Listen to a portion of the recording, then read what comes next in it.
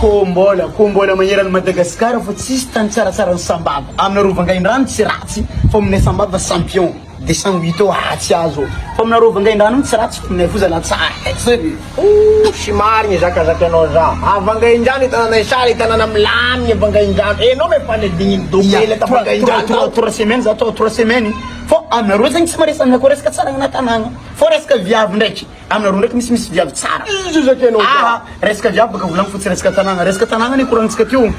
Problème ny viavy ny Sambava fo. Tsy haiko aminareo kara. Fô problème ny viavy ny Sambava zegny. Ohatra anao maditry.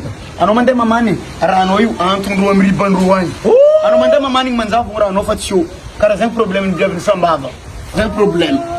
Bonita hoe miantony ambony enao e. De manjavo hoe bonitavo. Ya viavy ny Sambava kara zegny. Aza mavovo ny angazy fa Sambava ny rasy. Ino magnanaovanao Sambava ny ratsy? Sambava tsara.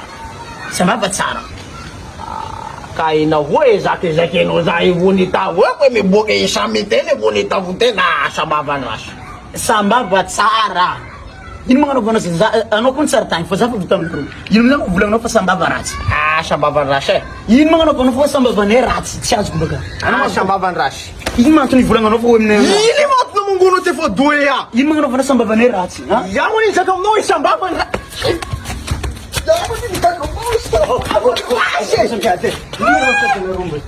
Isa ni zaka aminay bonitavo zegny miantony ambony yaho iny vony Sambava ny rasy. Ino magnanaovanao Sambava ny ratsy? Tsara.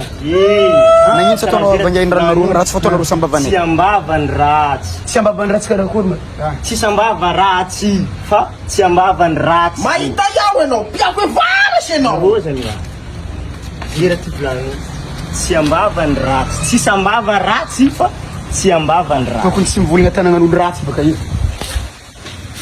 Sambava tokony tongolony tsara hoe Sambava ny ratsy baka fa tsy raha Sambava ny ratsy nazo vola.